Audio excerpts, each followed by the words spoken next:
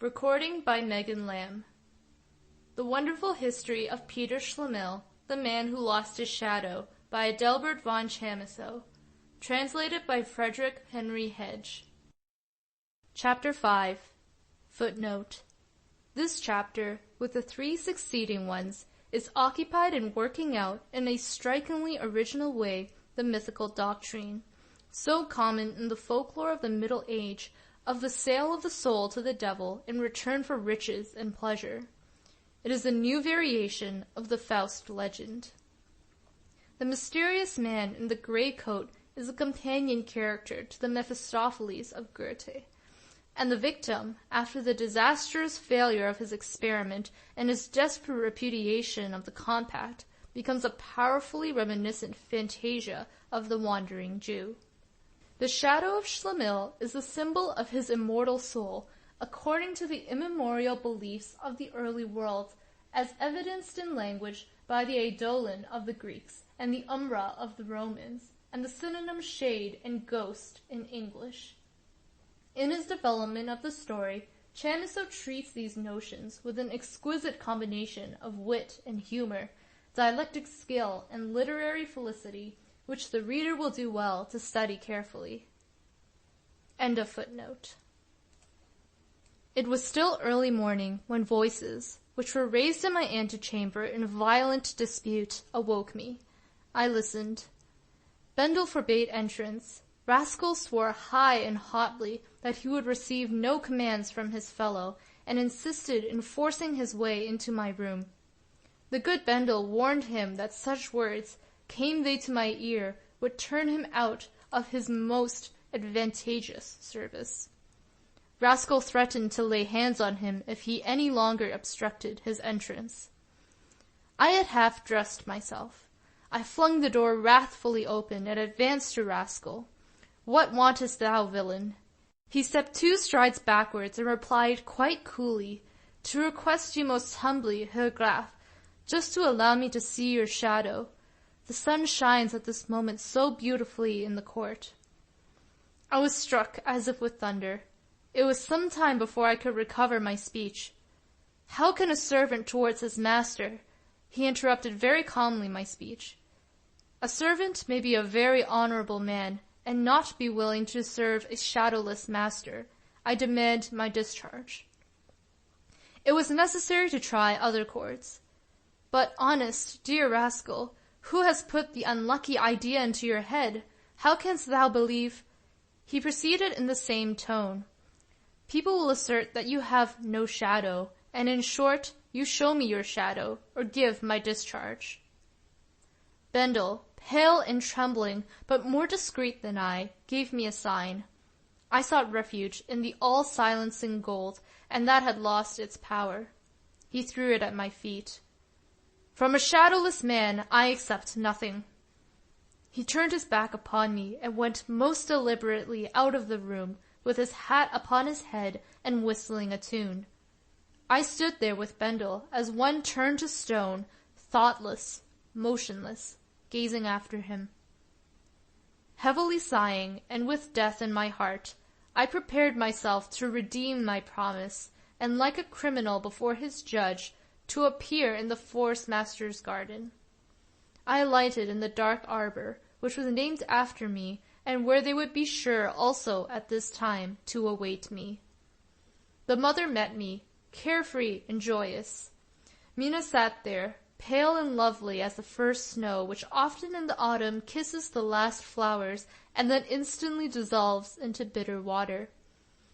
The forest master went agitatedly to and fro, a written paper in his hand, and appeared to force down many things in himself, which painted themselves with rapidly alternating flushes and paleness on his otherwise immovable countenance. He came up to me as I entered, and with frequently choked words begged to speak with me alone. The path in which he invited me to follow him conducted towards an open, sunny part of the garden. I sank speechless on a seat, and then followed a long silence, which even the good mother dared not interrupt. The forest master raged continually, with unequal steps to and fro in the arbor, and suddenly halting before me, glanced on the paper which he held, and demanded of me with a searching look, "May not, Herr Graf, a certain Peter Schlemihl be not quite unknown to you?" I was silent. "A man of superior character and singular attainments." He paused for an answer. "And suppose I were the same man, who," added he vehemently, "has by some means lost his shadow." "Oh, my foreboding, my foreboding!" exclaimed Mina. "Yes, I have long known it. He has no shadow." And she flung herself into the arms of her mother, who, terrified, clasped her convulsively and upbraided her that to her own hurt she had kept herself to such a secret. But she, like Arethusa, was changed into a fountain of tears, which at the sound of my voice flowed still more copiously, and at my approach burst forth in torrents. "And you," again grimly began the forest master, "and you, with unparalleled impudence, have made no scruple to deceive these and myself, and you give out that you love her whom you have so deeply humbled. See there, how she weeps and writhes. Oh, horrible, horrible!" I had to such a degree lost all reflection that, talking like one crazed, I began, "And after all, a shadow is nothing but a shadow. One can do very well without that, and it is not worth while to make such a riot about it." But I felt so sharply the baselessness of what I was saying that I stopped of myself, without his deigning me an answer, and I then added, "What one has lost at one time may be found again at another." He rushed fiercely towards me. "Confess to me, sir, confess to me, how became you deprived of your shadow?" I was compelled again to lie. "A rude fellow one day trod so heavily on my shadow that he rent a great hole in it. I have only sent it to be mended, for money can do much, and I was to have received it back yesterday." "Good, sir, very good," replied the forest master. "You solicit my daughter's hand. Others do the same. I have, as her father, to care for her. I give you 3 days in which you may see after a shadow. If you appear before me within these 3 days with a good, well-fitting shadow, you shall be welcome to me. But on the 4th day, I tell you plainly, my daughter is the wife of another." I would yet attempt to speak a word to Mina, but she clung, sobbing violently, only closer to her mother's breast, who motioned me to be silent and to withdraw. I reeled away, and the world seemed to close itself behind me. Escaped from Bendel's affectionate oversight, I traversed in erring coarse woods and fields. The perspiration of my agony dripped from my brow. A hollow groaning convulsed my bosom. Madness raged within me. I know not how long this had continued, when, on a sunny heath, I felt myself plucked by the sleeve. I stood still and looked round. It was the man in the grey coat, who seemed to have run himself quite out of breath in pursuit of me. He immediately began, "I had announced myself for today, but you could not wait the time. There is nothing amiss, however, yet. You consider the matter, receive your shadow again in exchange, which is at your service, and turn immediately back. You shall be welcome in the forest master's garden. The whole has been only a joke. Rascal, who has betrayed you, and who seeks the hand of your bride, I will take charge of. The fellow is ripe." I stood there as still as sleep. Announced for today? I counted over again the time. He was right. I had constantly miscalculated a day. I sought with the right hand in my bosom for my purse. He guessed my meaning and stepped 2 paces backwards. "No, Herr Graf, that is in too good hands. Keep you that." I stared at him with eyes of inquiring wonder, and he proceeded, I request only a trifle as memento. You be so good as to set your name to this paper." On the parchment stood the words, "By virtue of this signature, I make over my soul to the holder of this, after its natural separation from the body." I gazed with speechless amazement alternately at the writing and the gray unknown. Meanwhile, with the new-made pen, he had taken up a drop of blood which flowed from a fresh thorn scratch on my hand, and presented it to me. "Who are you, then?" at length I asked him. "What signifies it?" he replied. "And is not that plain enough to be seen in me? A poor devil, a sort of learned man and doctor, who in return for precious arts receives from his friends poor thanks, and for himself has no other amusement on earth but to make his little experiments. But, however, sign. To the right there, Peter Schlemihl." I shook my head and said, "Pardon me, sir, I do not sign that." "Not?" he replied in amaze. "And why not?" "It seems to me a certain degree serious to stake my soul on a shadow." So, repeated he, "serious?" And he laughed almost in my face. "And if I might venture to ask, what sort of a thing is that soul of yours? Have you seen it? And what do you think of doing with it when you are dead?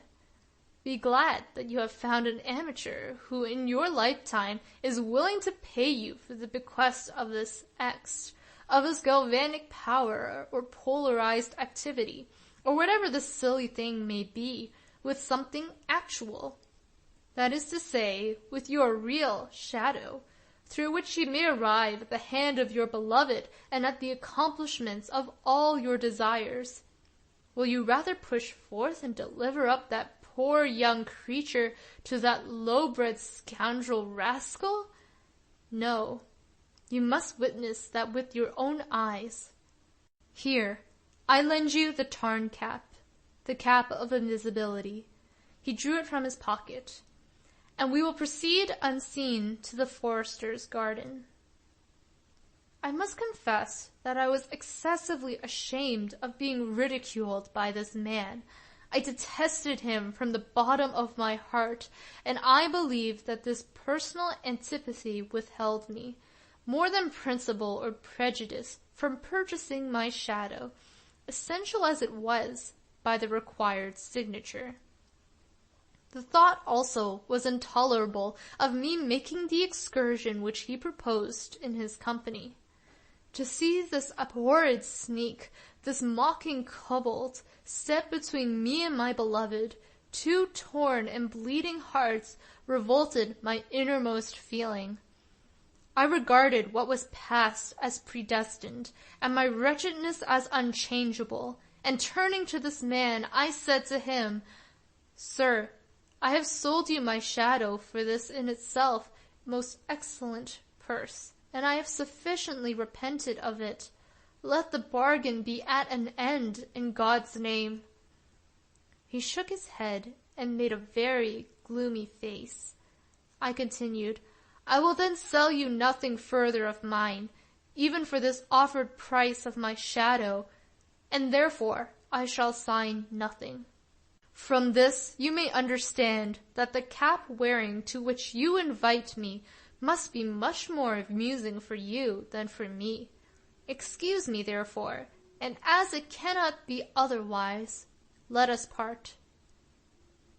"It grieves me, Herr Schlemihl, that you would obstinately decline the business which I propose to you. Perhaps another time I may be more fortunate. Till our speedy meeting again. Apropos, permit me yet to show you that the things which I purchase I by no means suffer to grow mouldy, but honorably preserve, and that they are well used by me." With that, he drew my shadow out of his pocket, and with a dexterous throw, unfolding it on the heath, spread it out on the sunny side of his feet, so that he walked between two attendant shadows, his own and mine, for mine must equally obey him, and accommodate itself to and follow all his movements. When I once saw my poor shadow again, after so long an absence, and beheld it degraded to so vile a service, whilst I, on its account, was in such unspeakable trouble, my heart broke, and I began bitterly to weep. The detested wretch swaggered with the plunder snatched from me, and impudently renewed his proposal. "You can yet have it. A stroke of the pen, and you can snatch therewith the poor unhappy Mina from the claws of the villain into the arms of the most honored Herr Graf, as observed, only a stroke of the pen." My tears burst forth with fresh impetuosity, and I turned away and motioned to him to withdraw himself. Bendel, who, filled with anxiety, had traced me to this spot, at this moment arrived, when the kind, good soul found me weeping and saw my shadow, which could not be mistaken, in the power of the mysterious gray man. He immediately resolved, were it even by force, to restore to me the possession of my property. And, as he did not understand going much about with tender phrases, he immediately assaulted the man with words, and without much asking, ordered him bluntly to allow that which was my own instantly to follow me. Instead of answer, he turned his back and went. But Bendel up with his buckthorn cudgel which he carried, and following on his heels without mercy and with reiterated commands to give up the shadow, made him feel the full force of his vigorous arm. He, as accustomed to such handling, ducked his head, set up his shoulders, and with silent and deliberate steps pursued his way over the heath, at once going off with my shadow and my faithful servant. I long heard the heavy sounds roll over the waste till they were finally lost in the distance. I was alone, as before, with my misery. End of Chapter 5. Recording by Megan Lamb.